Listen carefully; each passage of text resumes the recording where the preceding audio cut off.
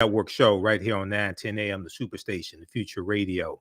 I'm your host, Brother Michael Imhotep. It is Tuesday, December 28th, 2021, and we are live. Hope everybody's doing well today. It's been a very, very busy day, and we know today is the third day of Kwanzaa also, Ujima, which means collective working responsibility. So I'm going to play another excerpt of the presentation that I did at the Charles H. Wright Museum of African American History on Tuesday, December 27th, for the second day of Kwanzaa, Kuchi Chakalia. But before that, there was a story that I saw a couple of days ago, and Black Enterprise, well, actually BET had an article on this, as well as Good Morning America. And this is about some African-American college students, African-American female college students at Mary Baldwin University, who organized a Black baby doll drive. And for Christmas, they handed out over 300 Black baby dolls to African-American girls to build positive self-esteem. Okay, to build positive self-esteem and boost their self-esteem. So this is a great story. I was looking at a number of different articles on this. I posted a couple of articles about this on our Facebook fan page, The African History Network, and there should be more coverage of it. There should be more interviews with these sisters who did this. So this is a great thing. So we'll talk about this story. Then there was we'll deal with Kwanzaa as well. We'll deal with Kwanzaa also. And today is the third day of Kwanzaa, Ujima. Now, there's another story that we've talked about before here on the show. And I saw an article from the Zen Education Project on this. And this deals with the murder of Harriet and Harry Moore in Florida. And their house was firebombed in 1951 on Christmas Day. And these were civil rights activists in Florida. And Harry Moore helped thousands of African Americans to register to vote. Okay. And they were targeted and the house was firebombed. So we're going to talk about this story as well. This is a little known African American history fact. There's an article from FloridaToday.com that deals with this, and one from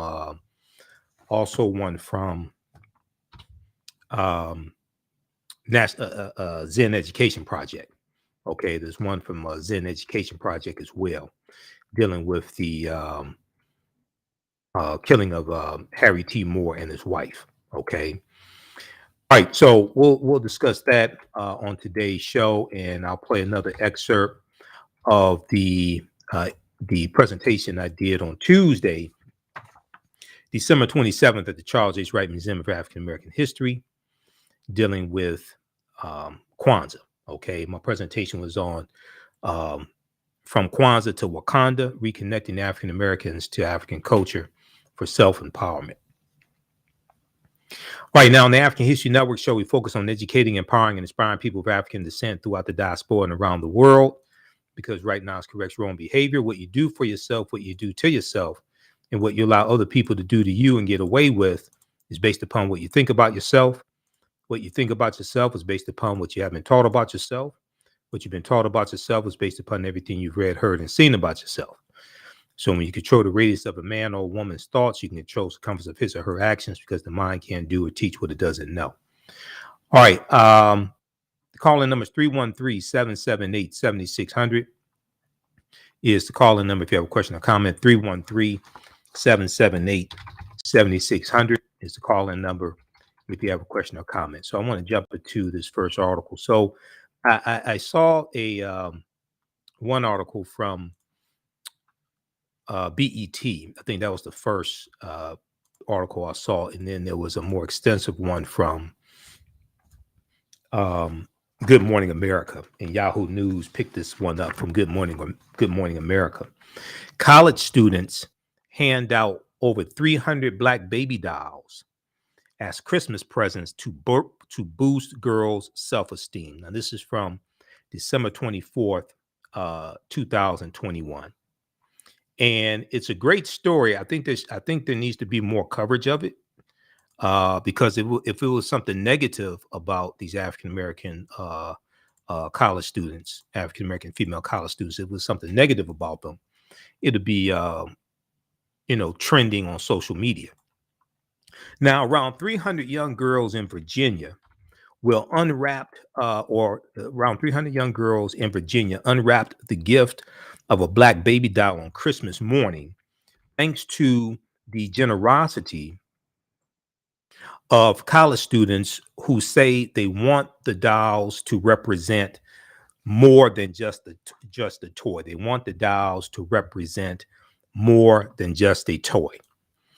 Now, one of the African American female college students at Mary Baldwin University in Staunton, Virginia, her name is Caitlin Russell. She's 19 years old. Caitlin Russell says, I hope that the girls who we are giving these baby dolls to will take away that their power is limitless. I hope the girls that we are giving these baby dolls to will take away that their power is limitless. I want them to be able to see that they have the power to do whatever they want, she said. Now, for the past 25 years, groups of female African American students at Mary Baldwin University, was a private university of around 1,500 students. For 25 years, they've organized the annual Black Baby Doll Drive, which collects black dolls to give to girls in the local community. And, it's the holiday season, things like this, but I just think there should be more coverage about something like this, because it deals with the power that images have. It deals with something positive. African American college students are doing as well. Now, the goal of the drive is to help provide confidence and self-esteem for the girls through the baby dolls, which let the girls see themselves reflected, according to Reverend Andrea Cornett Scott, who's the university's chief diversity officer, who oversees the doll drive. Now, and here's another picture of them also. So all these different types of black baby dolls, they were able to collect over 300 black baby dolls. Now, Reverend Cornett Scott said, we know that there is a clear tie between the achievement gap and self-esteem, especially for black girls. We know that there is a clear tie between the achievement gap and self-esteem, especially for black girls. And oftentimes, African American girls have problems with self-image because they don't see a lot of images of themselves in the media, and often they struggle with whether or not they're beautiful. And oftentimes, African American girls have problems with self-image because they don't see a lot of images of themselves in the media, and often they struggle with whether or not they're beautiful. We wanted to make sure we had a program that spoke to their outward and inner beauty, so we decided to do the doll project so they could see themselves in the dolls that they play with, she said. Now, here's let me pull this picture up again here of the college students with the baby dolls that they donated. They were able to raise dolls from professors, from the community, etc. They were able to collect over 300 dolls, but they've been doing this for 25 years. Okay. They've been doing this drive for 25 years. All right. Okay, let's continue here. We're coming up here on the break. Calling numbers 313-778-7600, 313-778-7600 is the calling number if you have a question or comment. Now, each year, the students who are mostly freshmen and who all live on campus in the Ida B. Wells Living Learning Community, the Ida B. Wells Living Learning Community. Each year, these students collect dolls from professors and staff on campus and from the community. Now, before they start the drive each year, the students are taught about what's known as the doll test. The doll test. And this was Dr. Kenneth Clark and his wife in the 1940s. They did the doll test, and this was this was used as evidence in Brown versus Board of Education. The doll test was a series of experiments conducted by psychologists in the 1940s to test children's perceptions around race. We'll continue this on the other side of the break. You listen to the African History Network show. I'm Michael Imhotep. We'll be back in a few minutes. All right, stand by. Stand by.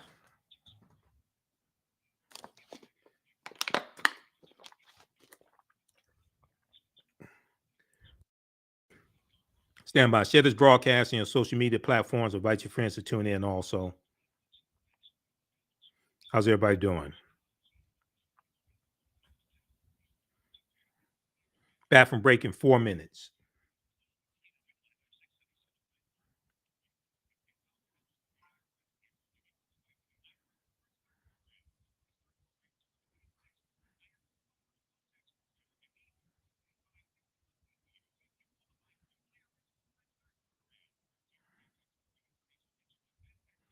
Okay, stand by.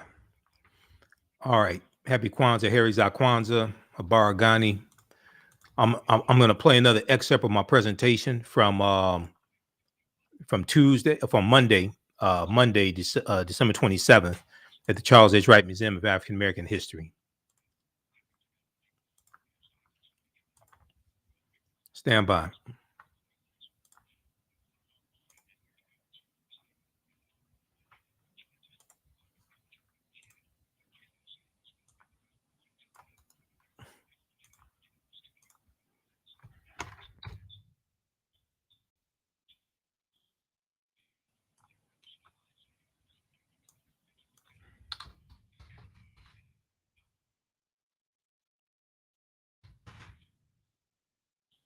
Back from break in 3 minutes. Stand by.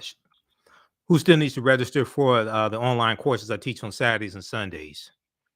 Ancient Kemet, the Moors, and the Ma'afa, understanding the transatlantic slave trade, what they didn't teach you in school. And from the Civil War to the Civil Rights Movement and Black Power, 1865 to 1968.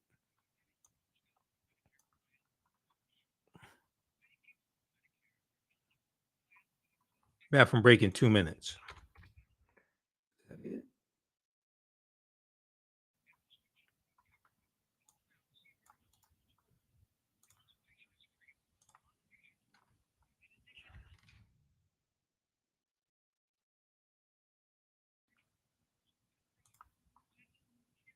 Stand by, everybody.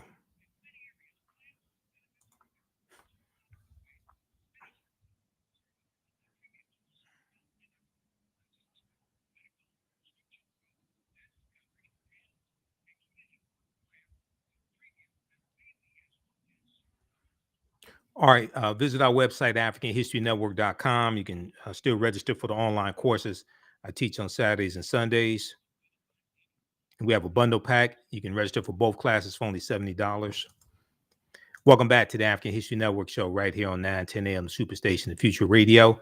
I'm your host, Brother Michael Imhotep. It is Tuesday, December 28th, 2021, and we are live. Calling numbers 313-778-7600, 313-778-7600 is the call-in number if you have a question or comment. Now, right before the break, we were talking about this great story out of Virginia, out of Staunton, Virginia, at Mary Baldwin University. And this deals with the annual Black Baby Doll Drive, where African American female students at this university collect black baby dolls and give them away to African American girls in the community. Okay. So this year they collected over 300 black baby dolls. Now, this is a story from Good Morning America, and Yahoo News picked it up. Also, BET.com picked up the story, as well as Black Enterprise. So I want to go back to this, and then we're going to go to clip one here in just a second, Jalen, that deals with this. So I spent some time doing research on this story, and there was only really one news story that I saw on this. Okay, there was only really one news outlet that actually did a real story covering this. Good Morning America. They put together a little montage of pictures and about a 20-second interview, but there was a local news source. You're going to hear that interview in just a second that covered this, and that's about it as far as interviews. Now, before they start the drive each year, the students are taught about what's known as the dial test. Okay, what's known as the dial test, a series of experiments conducted by psychologists in the 1940s to test children's perceptions around race. In the experiments, the majority of the children assigned positive characteristics to the white dial and chose it over the black dial. Okay, so this is a lot of times we hear about the black dial, white dial test and Dr. Kenneth Clark. But in the test, it wasn't that the majority of students chose the white dial as the dial that they thought was a smart dial, things like this, or the dial they wanted to play with, etc. But the majority of the students assigned positive characteristics to the white dial, but assigned negative characteristics to the African American dial. And then there was an updated study. I'm going to try to find that clip because I wrote an article about a few years ago, ABC World News on a dial test from a few years ago. I'm going to try to find that article. Now, the study's findings were cited in the 1954 U.S. Supreme Court case of Brown versus Board of Education, which led to the desegregation of schools in the United States. Now, Reverend Cornette Scott says she uses the dial test to show the students the importance of black dials for kids beyond being just toys to play with. Okay, she uses the dial test to show the students the importance of black dials beyond being just toys to play with. She said, quote, "I think it really inspires them to consider how young children are when they begin to doubt themselves, begin to look down on themselves, and begin to have lower self-esteem, and to see how important a project this is." Now, I want to go to this clip here. This is from, let me pull this up here just a second. Okay, so this is from WHSV, WHSV in Virginia. Let's go to this clip, Jalen. There is a clear relationship between cultural self-esteem and academic achievement. That relationship starts in early childhood. It's the reason why students and staff at Mary Baldwin University are hosting a Black Baby Doll Drive. The drive serves about 300 children locally, and it helps foster a sense of belonging and confidence in children. Student organizers say they know how important it is to have baby dolls that look like you. They say self-esteem starts when you're young, long before you're influenced by social media. They want children to feel like they matter. Girls, especially, right? When you're in school and you're growing up with all these people around you, and you don't see dolls or toys that reflect you, it makes you feel smaller than everyone else. The drive will continue until Friday. Any donations can be taken to the Spencer Center on campus. Okay, so that's from Channel 3 WHSV there in the Virginia area. And the name of that article, they were one of the few, because I looked and looked and looked, and they were one of the few that actually did a story, had some actual audio on this, and actually did an interview. Okay, the student that they interviewed um, in that piece is, and she's in the article from Good Morning America also. Milana Twyman, who's 19 years old. She was actually interviewed in that piece from WHSV. And that is, I'm going to pull this up here. I think that's channel 3. Let me pull this up right here. Okay. What is that? Yeah, WHSV channel 3. There in the Virginia area, in Staunton, Virginia.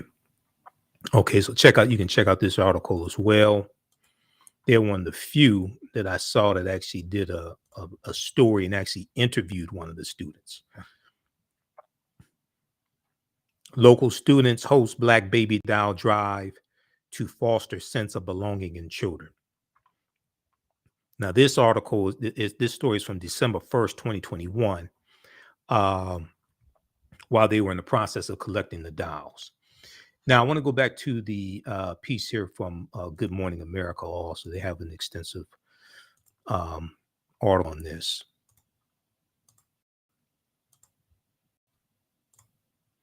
Okay, so back to the piece from Good Morning America. So they talk about the black doll, white doll test, which is an important test, and it deals also with the power of media and how what you read, see, and hear affects the way you think, feel, act, and behave. Now, even in 2021, the students, even in 2021, the students said that finding Black baby dolls in the areas around the university proved a challenge. Okay, even today, finding Black baby dolls around the university, which is in Staunton, Virginia, still proves to be a challenge. What really hit home for me, and what really drove me to do this drive, was the scarcity of the dolls in the community. Okay, and this was trying to see who said this. I hate it when they just refer to people by last name. Russell, I forget who. I have to look and see who Russell was, but I hate it when they're so lazy. But anyway, they're not always at your local market or local store, she said. Now, as I was walking through stores and I couldn't find any, it really truly broke my heart, because I was like, there are girls in this town and they're Black and they're seeing dolls that don't represent them, said Milana Twyman, who's a 19-year-old freshman at Mary Baldwin University. And you heard her in the interview that WHSV Channel 3 did. Okay, she said, as I was walking through stores and I couldn't find any, it really truly broke my heart. It really truly broke my heart, because I was like, there are girls in this town and they're Black and they're seeing dolls that don't represent them. And now they're walking through life thinking they have to change and they have to alter the way they look. Okay, now they're walking through life thinking they have to change and they have to alter the way they look. Now, this ties into during African American History Month, when I do a presentation dealing with in my presentations for African American History Month, there's one story that I deal with that deals with self-esteem, and it deals with the study that came out. I think I have it in this presentation here. It deals with the study that came out a few years ago that deals with how African American girls do better in school when they. Okay, yeah, this one right here. Let's pull this slide up. There was an article from theroot.com. I'm not a big fan of the Root, but every now and then they do have a good article or two. But let me pull this one up here.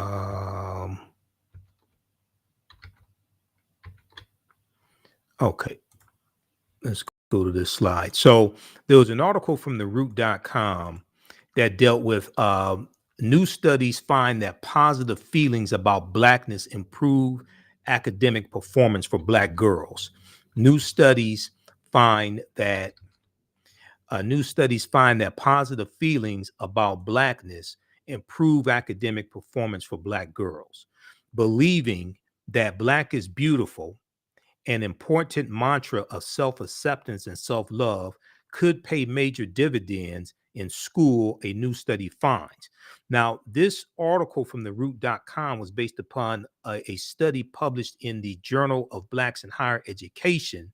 And that study and that article from the Journal of Blacks in Higher Education focused on a study from Professor Sharita Butler Barnes at Washington University in St. Louis. And this study found that young Black women with, quote, young Black women with strong racial identity are more likely to be academically engaged, curious, and persistent. So what Reverend Cornett is talking about here and the positive self-esteem these Black dolls build in young African American girls ties into what this study talks about that was in the Journal of Blacks in Higher Education. We'll continue this on the other side of the break. Listen to the African History Network show. I'm Michael Imhotep. We'll be back in a few minutes. Stand by. Everybody share this broadcast on social media platforms. Invite your friends to tune in also.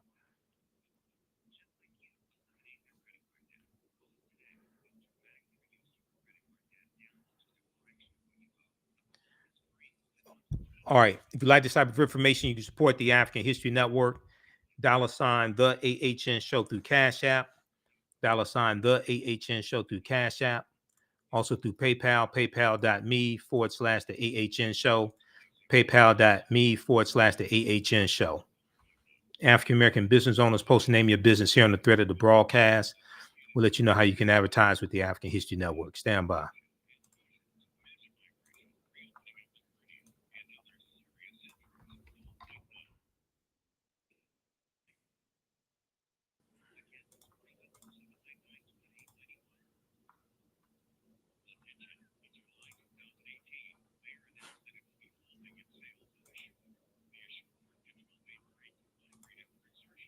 Stand by.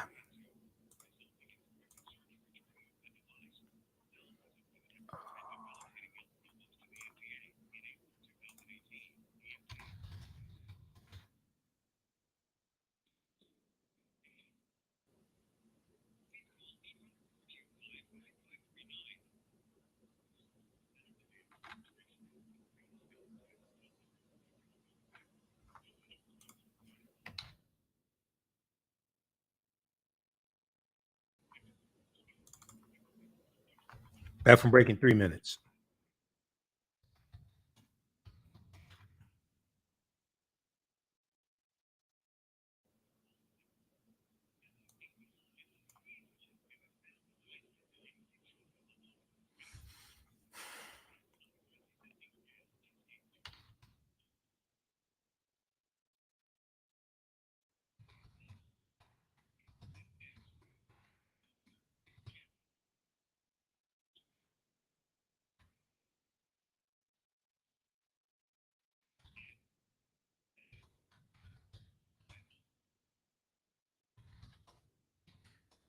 Welcome back to the African History Network show.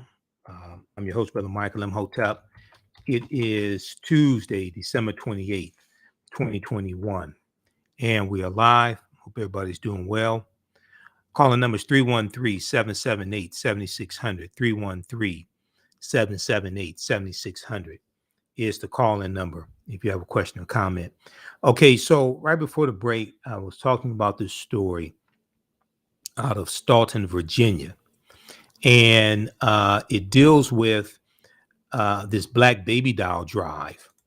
This black baby doll drive that African American college students organize, and and they've been doing this for 25 years. Okay, so this was their annual Black Baby Doll Drive, and they give these dolls away to African American girls in the community. All right, and these are African American female college students at Mary Baldwin University in Staunton, Virginia. It's a private university of about 1,500 students in Staunton, Virginia. So they do this. They do this each year.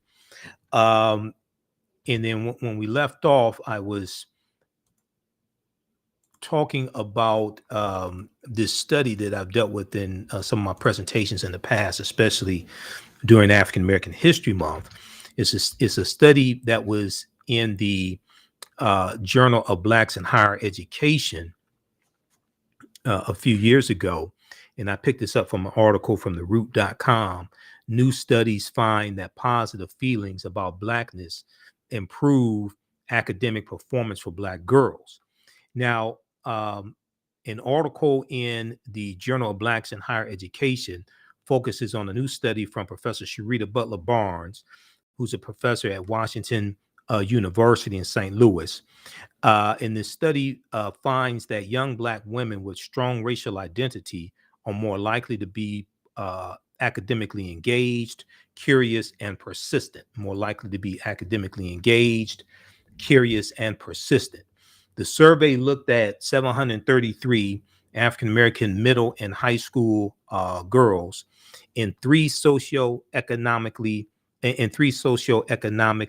school districts, okay, in the Midwest, according to the Journal of Blacks in Higher Education. Now, the name of the study is called Promoting Resilience Among African American Girls, Racial Identity as a Protective Factor. Once again, the name of the study is called Promoting Resilience Among African American Girls, Racial Identity as a Protective Factor. And it was published on the Child Development Journal website. And the Journal of Blacks in Higher Education wrote an article about this study. And the study found that feeling positive about being Black or African American, along with feeling supported by their schools, correlated with the girls' greater academic motivation. Researchers also found that feeling good about your racial identity could act as a buffer for students in hostile or negative academic environments. Okay, so this was this article came out January 10th, 2018 from theroot.com. The article went on to say, quote, persons of color who have unhealthy racial identity beliefs tend to perform lower in school and have more symptoms of depression, Professor Sharita Butler Barnes wrote, who's an African-American female professor. She said, persons of color who have unhealthy racial identity beliefs tend to perform lower in school and have more symptoms of depression. We have found that feeling positive about being Black and feeling support and belonging at school may be especially important for African American girls, classroom engagement, and curiosity. Feeling connected to the school may also work together with racial identity attitudes, to improve academic outcomes. Okay, so read this article here from The Root also. Now this article here is from blackamericaweb.com from June 14, 2012. TV kills Black boys' self-esteem. Because my background's in marketing. I'm a historian, but my degree's in business administration. I have a background in marketing and sales and things like this. Foundation of marketing and psychology. So I've been studying effects of the media for about 30 years now. in one of the first lecture series I did was called "The Media's Deliberate Destruction of the African American Family." But in this study here, it said a new, precise, and exhaustive year-long study finds that watching television regularly distorts and ultimately destroys the self-esteem of young Black males, who often find themselves comparing one another to the characters they view on air, leaving them feeling trapped and as if there are, quote, very few positive life paths they can aspire to, end quote. Now, what's interesting is that I read different news outlets reporting on this study. CNN had an article about the same study, and when you read articles on this, they tell you that the only group that gained positive self-esteem, generally speaking, from watching television were young white boys. The article that CNN had on this study, the picture showed a young white boy laying on the floor watching TV, and he had like a cape on, like Superman. Okay, because when you read the study, it talks about the negative images of African American boys, girls, and of white girls, but how white boys gain positive self-esteem, generally speaking, from watching images on television. So this is from June 14th, 2012. Okay. Now this is an interesting article here. This was an interesting study. Africa, a number of outlets picked this up. Black teens with racial pride do better in school. AfricanGlobe.net picked up this study. African American teens with racial pride do better in school. African American. Now, wait till you see the universities. It was two universities that came together to do this study. Wait till you see the universities that did this study. African American teenagers perform better academically when their parents instill in them a sense of racial pride. A new study by the University of Pittsburgh and Harvard University, not Howard, Harvard. A new study, it was new at the time, this came out in 2013. A new study by the University of Pittsburgh and Harvard University shows that when parents use racial socialization, such as talking to their children or engaging in activities that promote feelings of racial knowledge, pride, and connection, like taking them to Kwanzaa celebrations, taking them to African American bookstores and African American history museums and things like this, or lectures, etc., historical lectures, things like this. It promotes feelings of racial knowledge, pride, and connection. It offsets racial discrimination's potentially negative impact on students' academic development. Now, this was a joint study by the University of Pittsburgh and Harvard University.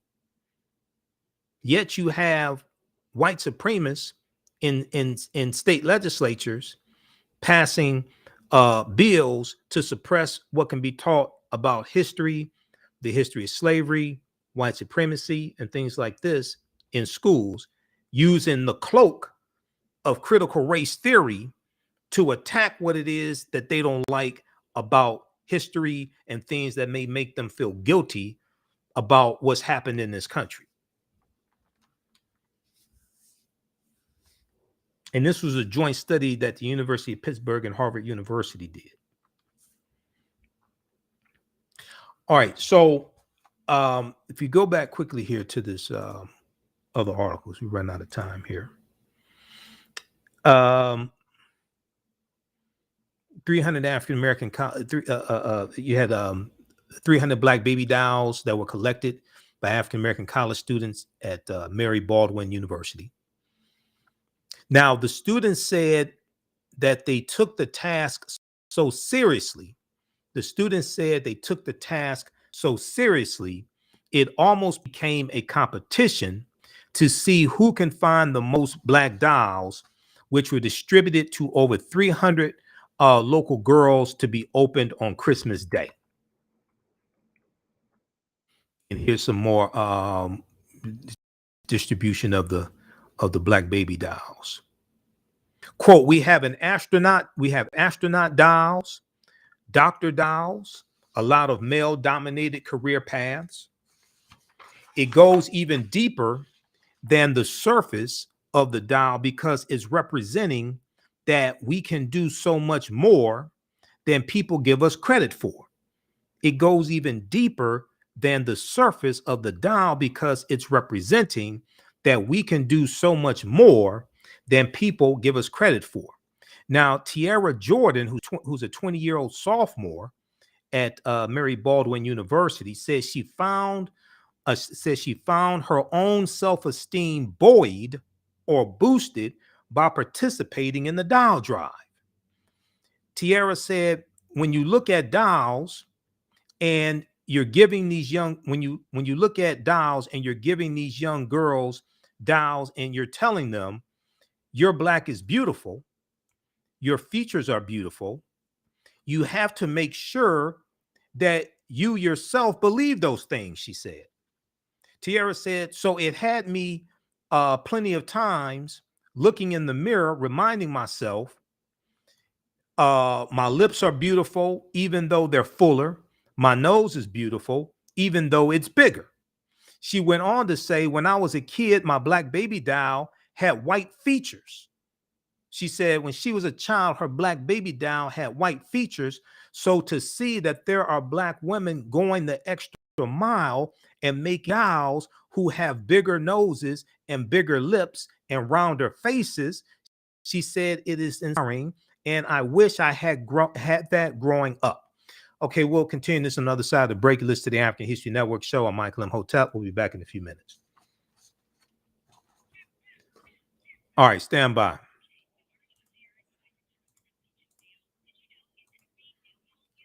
All right, stand by.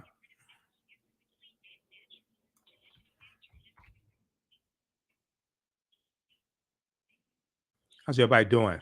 All right, if you'd like this type of information, you can support the African History Network, $ the AHN show through Cash App, $ the AHN show through Cash App. Also through PayPal, paypal.me/the AHN show. Back from break in 2 minutes. Stand by.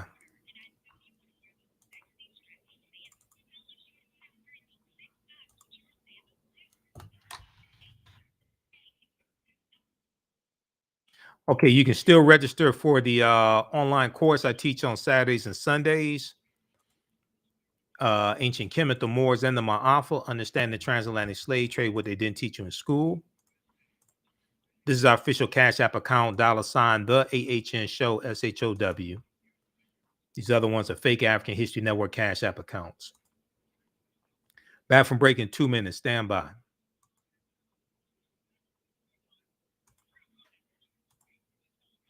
And then at our website, AfricanHistoryNetwork.com, you can register for the online classes that I teach.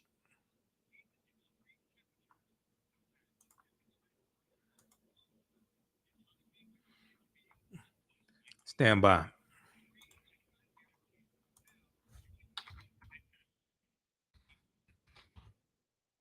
We'll post a link here so you can register for the classes. And it's also at AfricanHistoryNetwork.com. We have the bundle pack. You can register for both classes for only $70.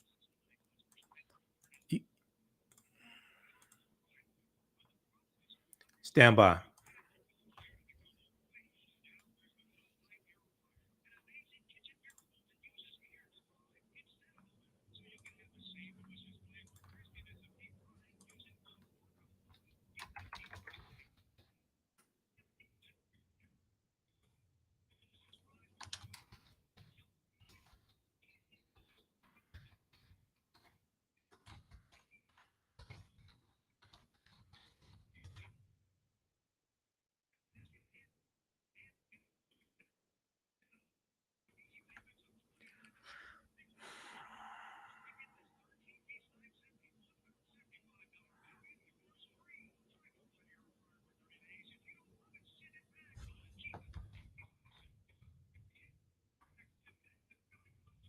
Back from break in 1 minute. Stand by.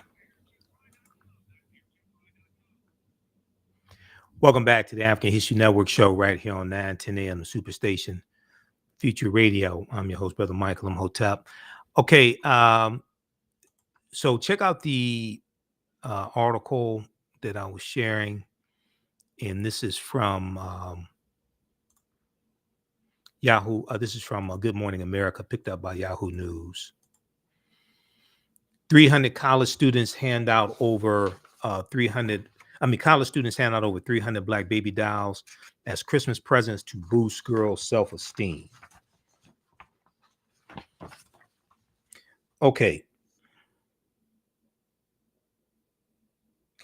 All right. So right before the break, we were talking about the one of the students was talking about the type of dolls that she had, black dolls she had when she was a child, and she said that her black baby dolls had white features when she was a child. Okay. Now Milana Twyman, who's 19 years old, said that she also wishes she had benefited from having representative black baby dolls when she was a child. She said, it took me a while to love my hair. It took me a while to love my lips and nose. It took me a while to love my hair. It took me a while to love my lips and nose because I didn't have that representation. She said, being able to give that to girls and being able to give them the confidence that they need to go throughout life, I'm beyond happy. Okay, so read this piece here from Yahoo News. All right, now I want to go quickly here to another excerpt of my presentation that I did on Monday, December 27th at the Charles H. Wright Museum of African American History. I was speaking at the Kwanzaa celebration. I found out last minute decision, found out that I was speaking there, but it turned out pretty well. And my presentation was called From Kwanzaa to Wakanda, Reconnecting African Americans to African Culture for Self-Empowerment. Let's go back to this clip, Jalen.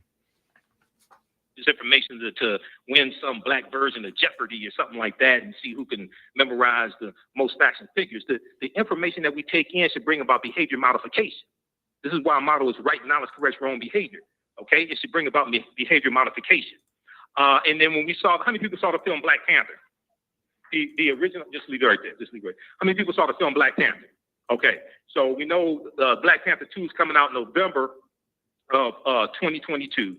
And I've done 3 lectures dealing with the film Black Panther and show how it connects to African history and culture. And at the beginning of the movie, you have the scene where they're fighting at what's called Warrior Falls, where the waterfalls, where they have the fight to see who's going to sit on the throne of Wakanda. It's called Warrior Falls. It's straight out the comic book. And there's a scene when T'Challa's losing, and we know we lost Chadwick Boseman, who's tragic, passed away from I think it was colon cancer. But there was a scene where he's losing to M'Baku of the Jabari tribe, and his stepmother, played by Angela Bassett, Ramonda, she yells out, "Show them who you are. Show them who you are." Okay, but before you can show them who you are, you have to know who you are. This is where our history and culture comes into play. Now, how many people are familiar with Dr. David Imhotep, who wrote the book, The First Americans Were Africans, Documented Evidence? How many people, you're not familiar with Dr. David Imhotep? Oh my God, you get Google his name. When you Google his name, mine will come up also because I've interviewed him probably about 13 times. His first book came out in 2011 on this subject matter, and it deals with the African presence in the Americas dating back at least 56,000 years ago. 56,000 years ago in South America, at least 51,700 years ago in the land we call the United States of America. Now, this is before Native Americans came into existence. Okay, and when you see some of my information, you look at the interviews I've done with them, we go deep into this history. But this is why, even though the transatlantic slave trade happened, this is why, some of the academics I have to correct, because we have to understand the last 50,000 years of history, not just the last 500 years of history.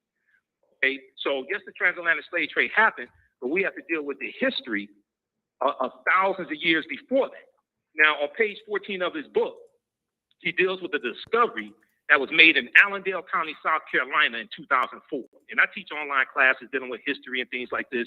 And some of these archaeological discoveries that are coming out every other week, I deal with in the class. Okay, and I say the deeper they dig, the blacker the planet gets, the more research they do, the older we get. Because when these archaeological discoveries come out, they keep having to push the timelines back. They keep realizing all this stuff is much older than they originally told us.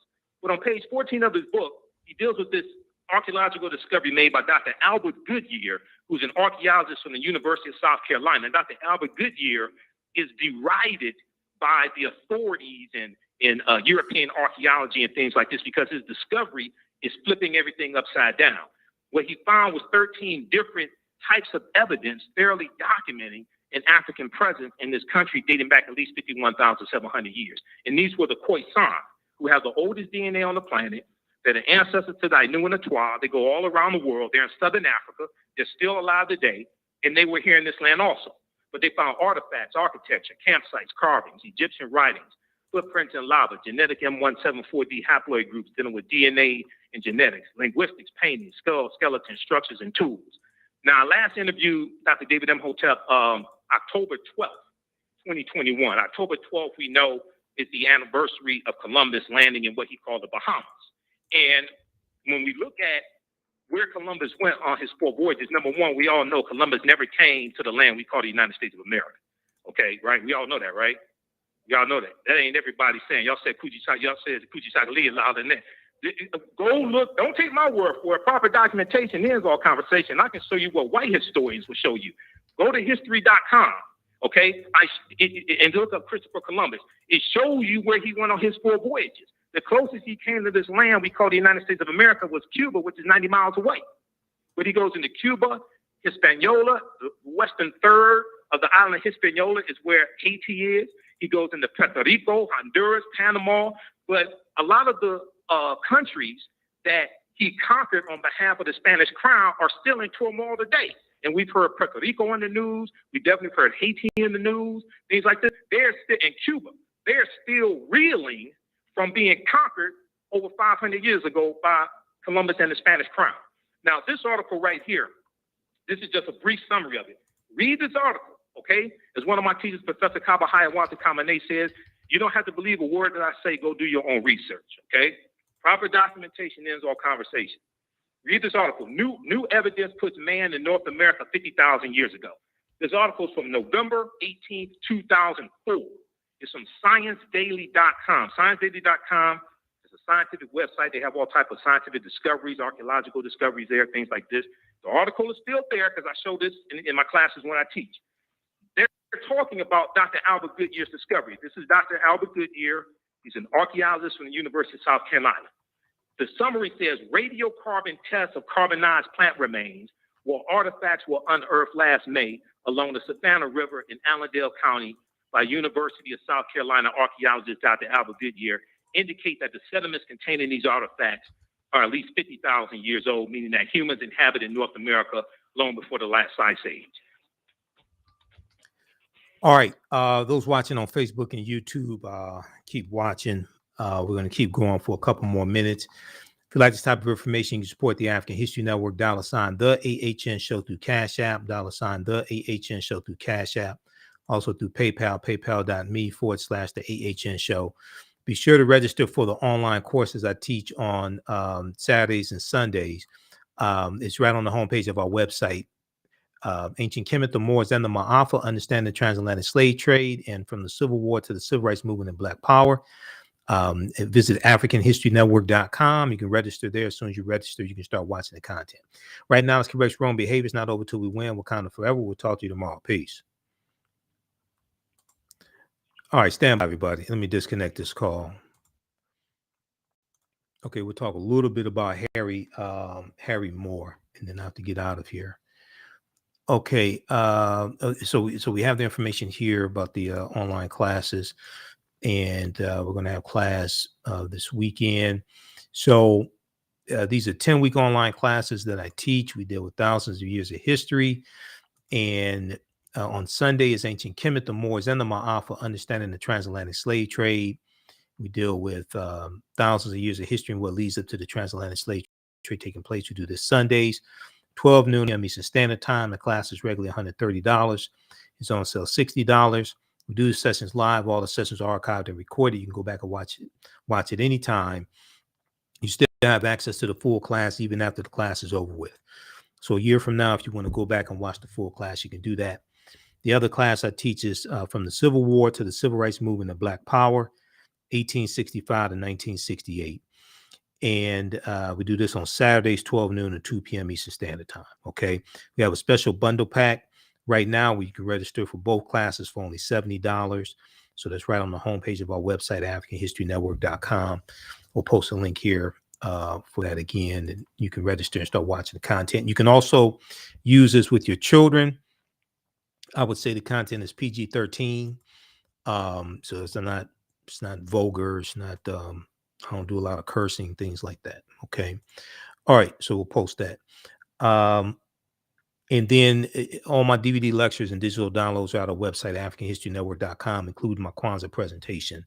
We have a bundle pack where you get 4 of my Kwanzaa lectures together. It's like $10 on DVD, and it's $8 on digital download. All right. So I want to, we'll put some more of that presentation on tomorrow's show. All right. I want to also, I'll be at the, as I've said before, I'll be at the Charles H. Wright Museum Wednesday, December 29th, Friday, December 31st, and Saturday, January 1st. I'll be in the African marketplace for the Kwanzaa celebration. I'll be a vendor there. Visit theright.org for more information to attend. I think registration is closed, but I'll be there for that. I'm not sure if you have to register to come and shop with the vendors, but I'll have a vendor table there. My DVD lectures will be registering people for my classes also. Visit theright.org for more information. All right, I want to deal with this other story. Now, this, I've talked about this before, and this deals with Harry T. Moore and his wife, Harriet, who was civil rights activists in Florida. There's a good article from the Zen Education Project on this, okay? And we'll probably talk some more about this tomorrow because it's kind of a lengthy article. Their house was firebombed on December 25th, 1951. December 25th, 1951, Christmas Day. Their house was firebombed, and they were both killed. Harry Moore was killed that day, and his wife is going to die some days later. All right, so if we look at this story here, and Harry Moore also, Florida Today has an article about this as well, because Harry Moore helped to register thousands of African Americans to vote, okay, in Florida.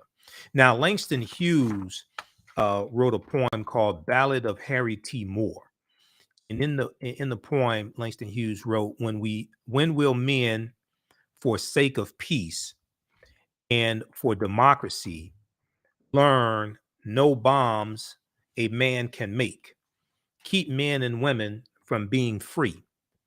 And this," he says, "our Harry Moore, as from the grave he cries, no bomb can kill the dreams I hold, for freedom never dies." Okay. No bomb can kill the dreams I hold, for freedom never dies. Now, here's a picture of Harry T. Moore and their 2 daughters, Harry and Harriet Moore and their 2 daughters.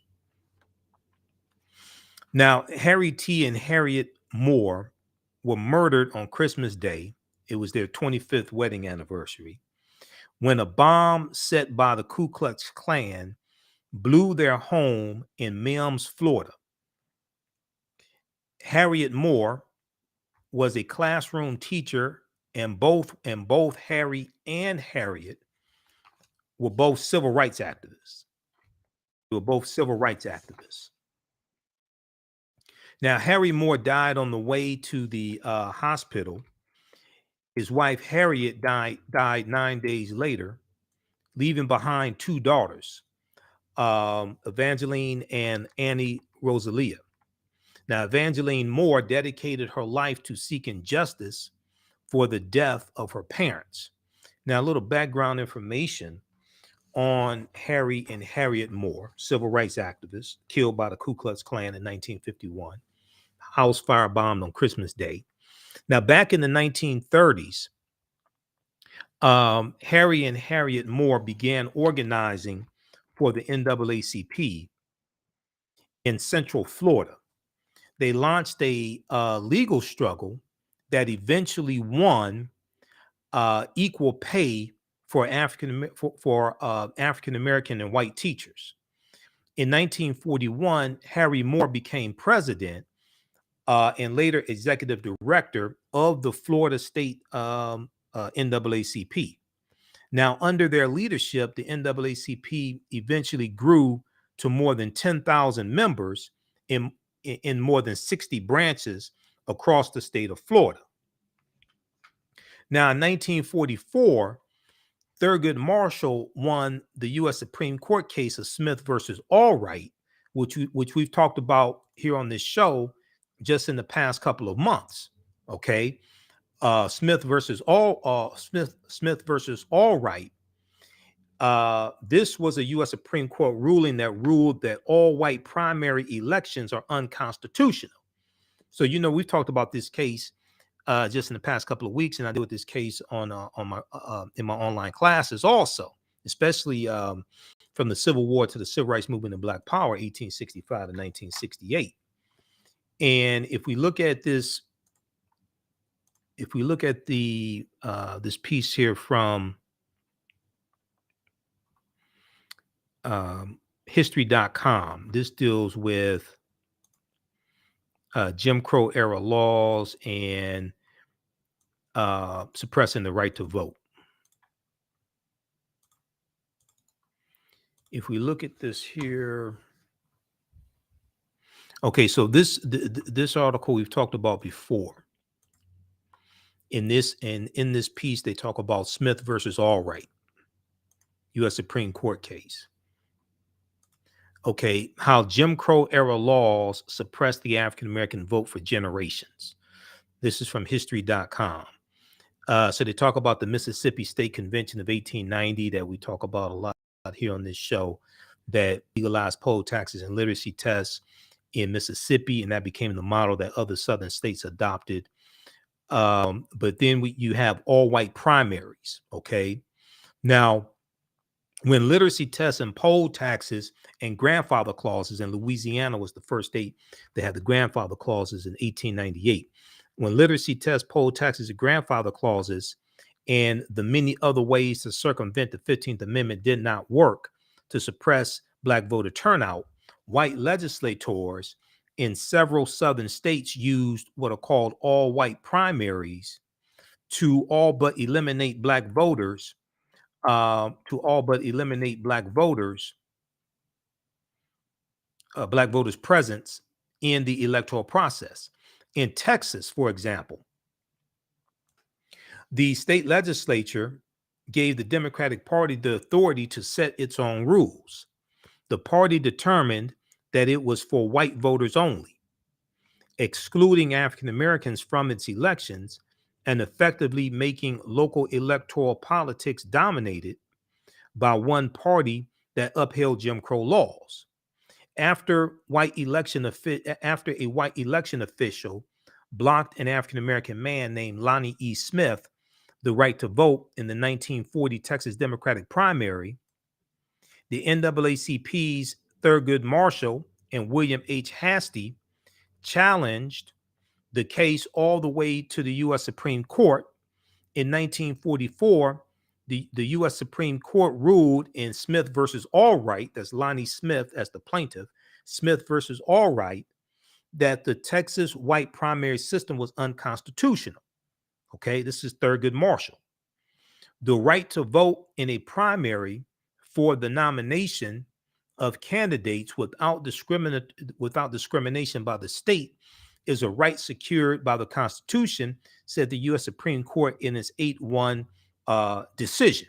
Okay, so that's Smith versus Allwright U.S. Supreme Court case of 1944. Okay, so this is what they're talking about here in the piece from the Zen Education Project dealing with Harry Moore and Harriet Moore. Let me go back to the Zen Education Project. Okay, so in 1944, Thurgood Marshall won Smith versus Allwright in the U.S. Supreme Court, which ruled that all white primary elections are unconstitutional. With African Americans now allowed to vote in the real elections, the Moores, Harry Moore and Harriet Moore, organized the Progressive Voters League of Florida, the Progressive Voters League of Florida, and Harry Moore became its president.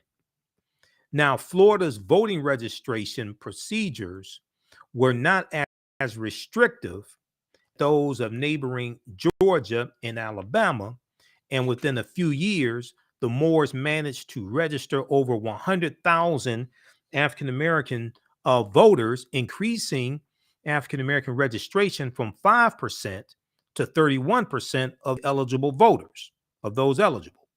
Now, their slogan was, quote, "A voteless citizen is a voiceless citizen." Their slogan was, a voteless citizen is a voiceless citizen.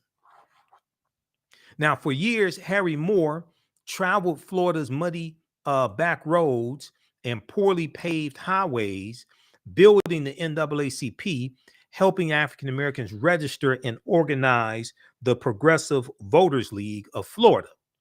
Now, his wife, Harriet Moore, was a sixth grade teacher at George Washington Public School. Paige Watley Bailey shares a memory from her classroom in 1951.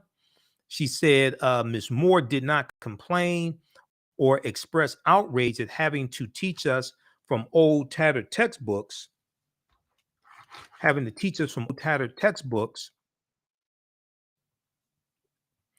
passed down to us from the white school. What she did was to teach us primarily from the few boxes of her own private books, which she kept hidden under her desk. Her books were about African American people who had made important contributions to the world, people like Dr. W.B. Du Bois and Mary McLeod Bethune. Miss Harriet Moore taught us about the freedom fighters, Harriet Tubman and Sojourner Truth.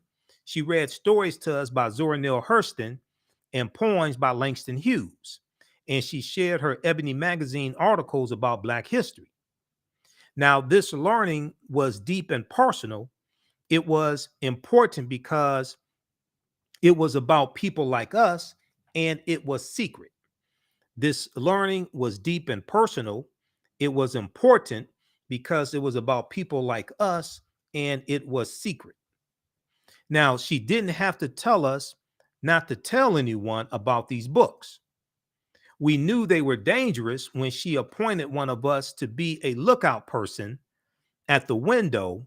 So if the superintendent of the schools came on one of his unannounced inspections, he wouldn't catch us using them.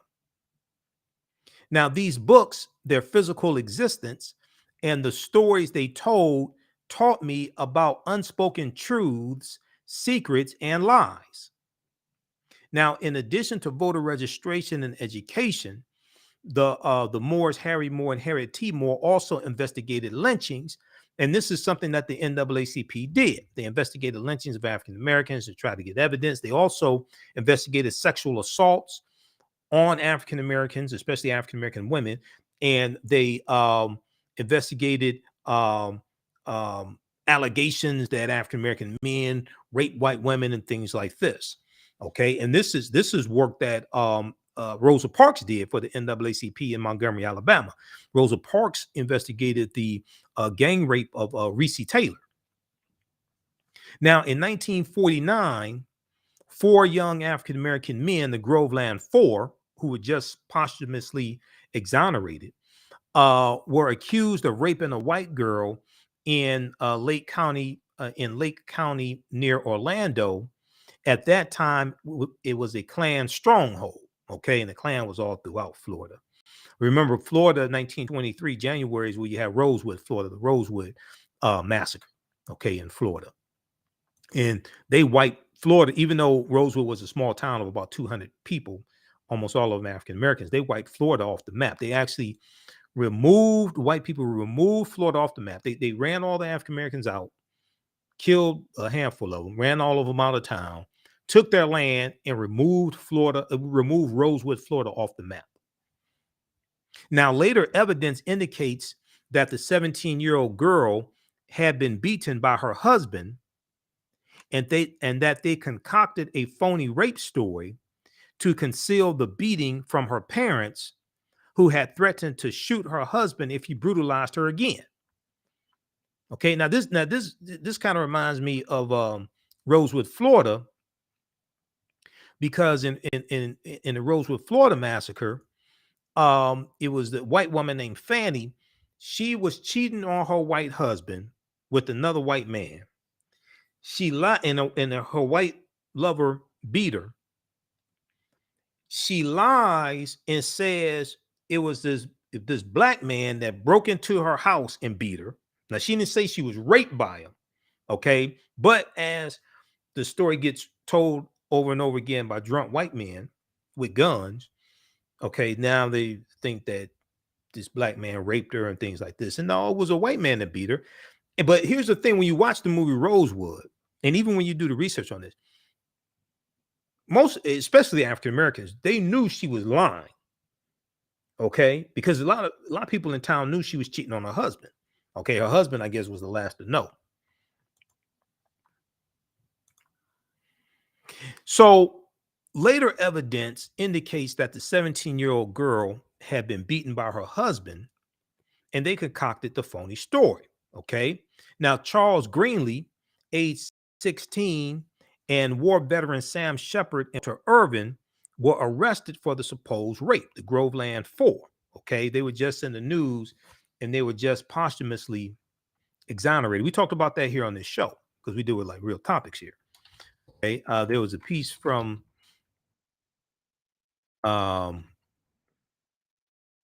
NBCnews.com that dealt with this as well.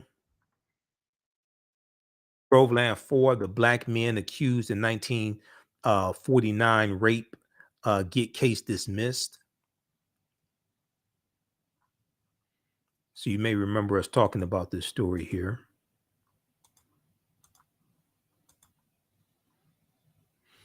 This is from NBC News. Groveland 4, the black men accused in a 1949 rape get case dismissed.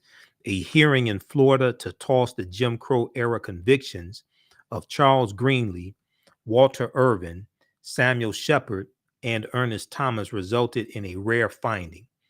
Okay, now here's a picture of three of them right here. Three of the boys here.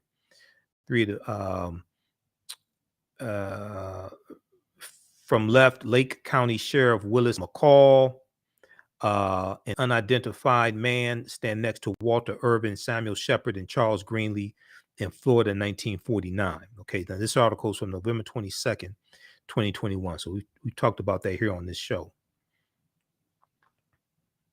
The Groveland Four. So this is who they're talking about here in this piece here from the Zen Education Project. All right, now Charles Greenlee, age 16, and war veteran Sam Shepard and Walter Irvin were arrested for the supposed rape. The fourth man, Ernest Thomas, managed to flee but was gunned down by a sheriff's posse a few days later. A mob of more than 500 white men assembled to lynch the remaining three African-American boys or African-American men. When they could not locate the prisoners, they formed a caravan of 200 cars and descended on the black neighborhood of Groveland, Florida, where the families of the accused men live. They shot into homes and set some of the homes on fire. The Florida governor sent the National Guard to restore order. Now, Willis McCall, the sheriff of Lake County, Florida, was notorious for his brutality against African Americans. Okay, and Willis McCall was in the picture that I just showed you. Okay. Year after year, he was reelected with the support of the citrus growers, the orange growers, the citrus growers, who he supplied with cheap chain gang prison labor at harvest time by arresting African Americans on trumped up charges for minor crimes. Sheriff Willis McCall also chased any and all union organizers out of the county. Now, Harry and Harriet Moore discovered that while in Sheriff McCall's custody, the three Groveland descendants were brutally beaten and made to stand on broken glass with their hands roped to a pipe over their heads. Despite this torture, they refused to confess to a crime they did not commit. Unable to force a confession, Sheriff McCall's deputies manufactured enough phony evidence to convince an all-white jury. Now, Shepard and Irvin were sentenced to death. 16-year-old Greenlee was sentenced to prison. Okay, so that was Walter Irvin, Samuel Shepard, and Charles Greenlee. Okay, this is who they're talking about. So this ties into the Groveland Four. All right, and once again, see, elections have consequences. This white supremacist Sheriff McCall was elected over and over again by other white supremacists there in Florida. Okay, so this is Sheriff Lake County Sheriff Willis McCall on the left. All right, so go back and read this story that we dealt with back in late November, dealing with the Groveland Four, because all this history is connected.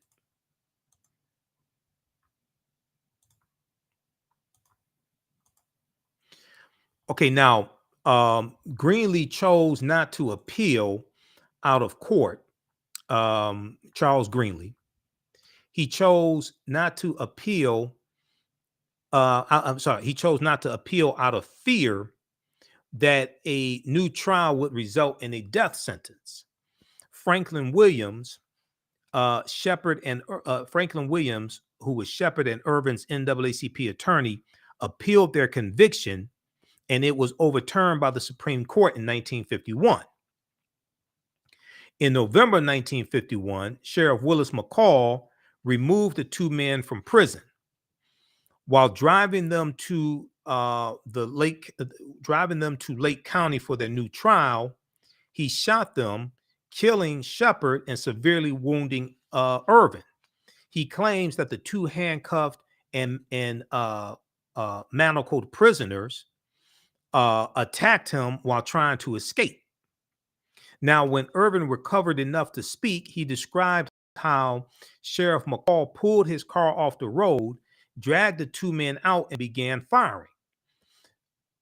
Harry and Harriet Moore demanded that white supremacist Sheriff McCall be suspended from office and indicted for murder. No charges were ever brought against Sheriff McCall. Now, with the mob attack on the Groveland Four, the original rape trial, the successful appeal, and the shootings fanning the flames of racism, Harry Moore, let me back up here. Okay. With the mob attack on the Groveland community, the original rape trial, the successful appeal, and the shooting fanning the flames of racism,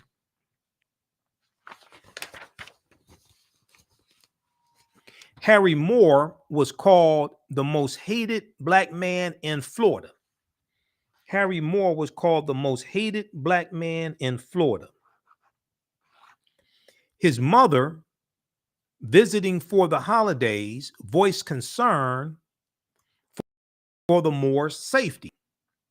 Harry Moore told his mother, every advancement comes by way of sacrifice. What I am doing is for the benefit of my race. Every advancement comes with the benefit of sacrifice.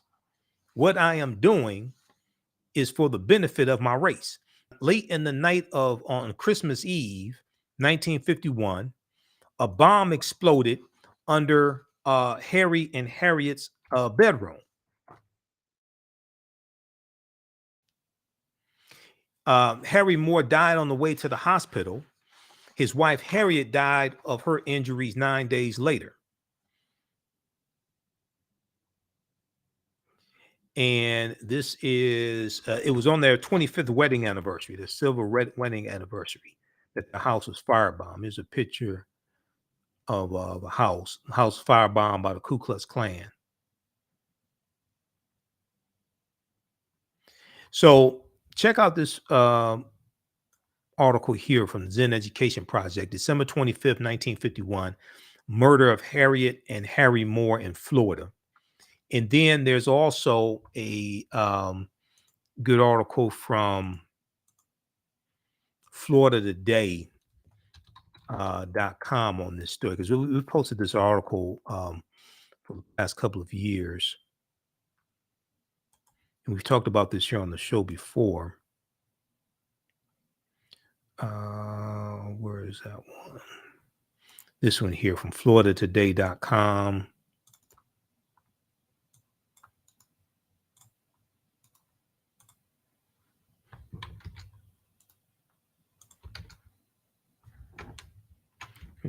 This one here. Okay. This one here from FloridaToday.com. Harry T. Moore helped thousands of blacks register to vote. It led to his assassination on Christmas night. So this article is from February 3rd, 2020.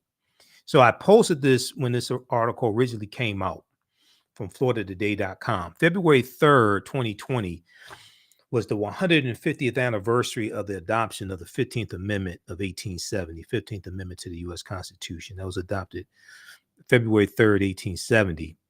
And it is the 15th Amendment guaranteed the right to vote for African-American men. So read this article as well. Here's another picture of them here. So these are civil rights heroes.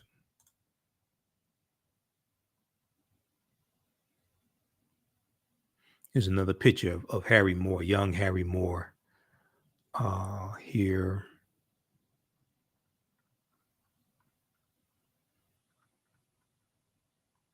And let me see something. Okay.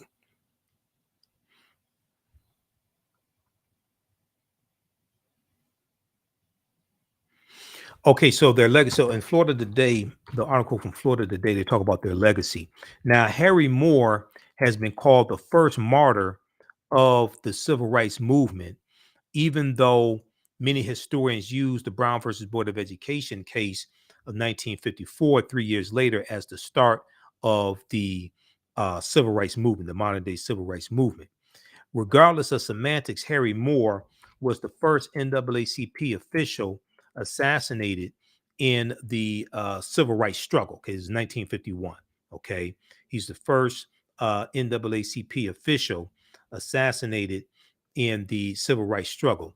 He and his wife were the first couple to be killed for civil rights. It took 55 years before the Moors killers were named. In 2006, then State Attorney General Charlie Crist announced results of a Florida Department of Law Enforcement investigation that named 4 members of the Ku Klux Klan as directly linked to the Moors' death. The investigation said it found no link between Sheriff McCall and the KKK conspirators, a point that is still debated today. Now, 4 artifacts of the Moors reside in the Smithsonian's National Museum of African American History and Culture.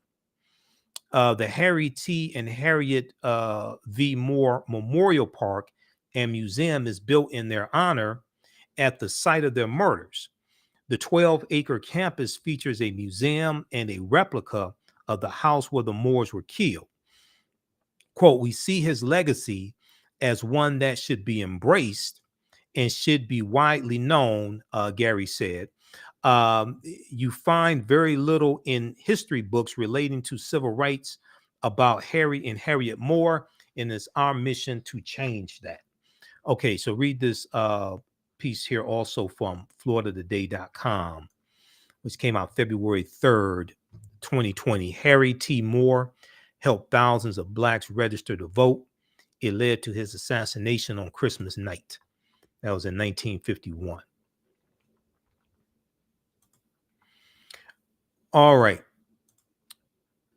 Okay. If you like this type of information, you can support the African History Network, $ the AHN Show through Cash App, $ the AHN Show through Cash App, also through PayPal, paypal.me /the AHN Show. We're here 6 days a week, so this helps us to keep doing the research, stay on the air, keep broadcasting, pay some of the bills, etc. Okay, and you can still register for the online courses that I teach on Saturdays and Sundays, from the Civil War to the Civil Rights Movement and Black Power, 1865 to 1968, and Ancient Kemet, the Moors, and the Ma'afa, understanding the transatlantic slave trade, what they didn't teach you in school.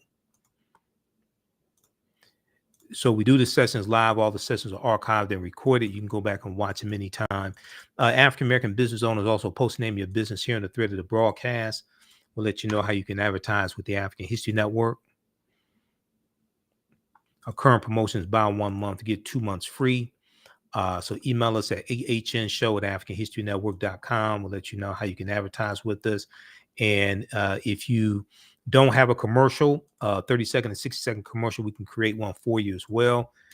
And it will air when we rebroadcast these shows. We'll rebroadcast them throughout the day on our social media platforms. And also in the audio podcast version of these shows as well. We're on 10 different audio podcast platforms: iHeartRadio, Blog Talk Radio, Castbox, FM Player, TuneIn. So in the audio, also in the audio podcast, your commercial will be in the audio podcast version of these shows as well. Okay, so at AfricanHistoryNetwork.com, you register for the online courses. We have the bundle pack, the course bundle. The courses are regularly $130 each. You can register for both of them for only $70. And even after the course is over with, you can still go back and watch the classes anytime. So I'm going to post that information here. And you can join us in classes weekend. We do Ancient Kemet, the Moors, and the Ma'afa, understanding the transatlantic slave trade. We do that on Sundays, 12 noon to 2 p.m. Eastern Standard Time. As soon as you register, you can watch the class we did last week. And then on Saturdays, it's from the Civil War to the Civil Rights Movement and Black Power, 1865 to 1968. Each class we go through and analyze about a 10-year period of history and what leads up to, we deal with starting in 1803 with the Louisiana Purchase, and then we deal with the Civil War, what leads up to the Civil War. We deal with 1865 to 1877 Reconstruction, Jim Crow era, Great Migration, Civil Rights Movement, Black Power Movement, World War I, World War II.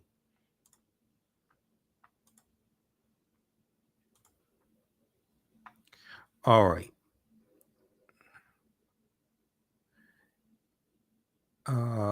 Now, if you want me to do a presentation for your group or organization, also email me at ahnshow@africanhistorynetwork.com, either in person or virtually, whether it's a Kwanzaa celebration, Dr. King Day, African American History Month, what have you, Juneteenth.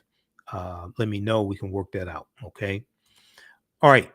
We have to get out of here. Remember that at the African History Network, we focus on educating, empowering, and inspiring people of African descent throughout the diaspora and around the world, because right now it's corrects wrong behavior.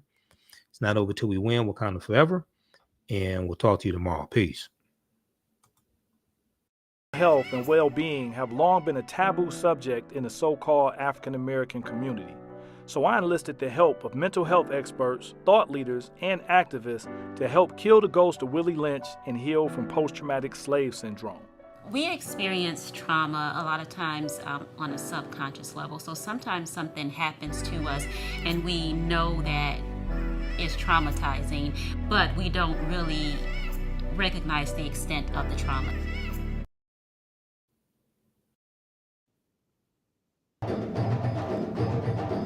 Soul in Motion, celebrating 38 years in the arts.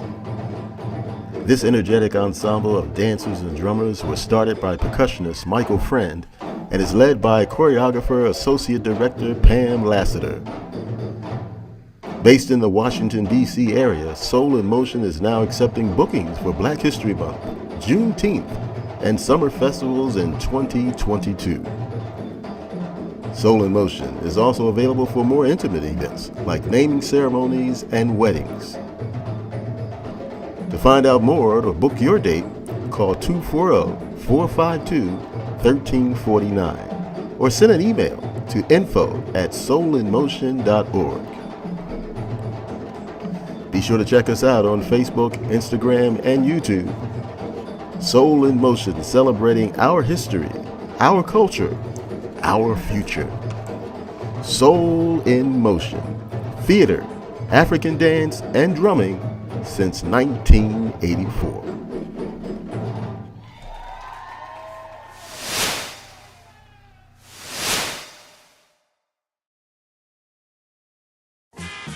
Kwanzaa is coming, and the KwanzaaShop.com has all of your Kwanzaa needs. Order your Kwanzaa set today, which includes a kinara, candles, a mat, a cup, the African American flag, and a basket. Visit the KwanzaaShop.com, the KwanzaaShop.com. They have kinara sets, which include a candle holder, candles, a mat, and a cup. Kwanzaa is December 26th through January the 1st. Add the early bird discount code for 10% off your order placed before November 28th. Visit the KwanzaaShop.com and place your order today. The KwanzaaShop.com has all of your Kwanzaa needs to celebrate this African American Pan-African holiday. The KwanzaaShop.com.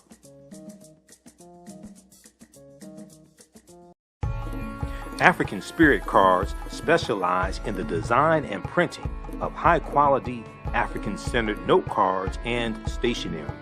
African Spirit Cards breathes and rejoices in the African and African American experiences. They honor our African heritage in all that they do for you by proudly displaying the great motifs and ornamentations of the African world diaspora. They use African images, African proverbs, and many African languages to fully immerse their clients in the wisdom and history of and the connection to Africa. They understand the importance of having images around us that reflect who we are. These images also illustrate where we came from and what we desire to be. They are here to serve you. Follow them on Instagram at African Spirit Cards, that's African with a K. They have a wide selection. Check out their holiday selection at etsy.com/shop/African Spirit Cards. That's Etsy, ETSY. You can give them a call at 313-995-3579, 313-995-3579. You can email them at janeldesigns@africanspiritcards.com. That's JANAL designs@africanspiritcards.com and place your order today. Come and travel with me to a time long ago and place far away. You will experience high adventure and excitement. You are fighting alongside an ancient army in fierce battle. Feel the exhilaration of struggle and final conquest. My name is Menenkere, and I am both a prince and a priest in one of the most advanced civilizations humans have ever produced. I want you to ride with me in my chariot as I slay the barbarians who have come to invade my land. I invite you to sit at the conference table with the great Pharaoh Taharka and his ministers as they plan intrigue and use subterfuge to outmaneuver and defeat the enemy.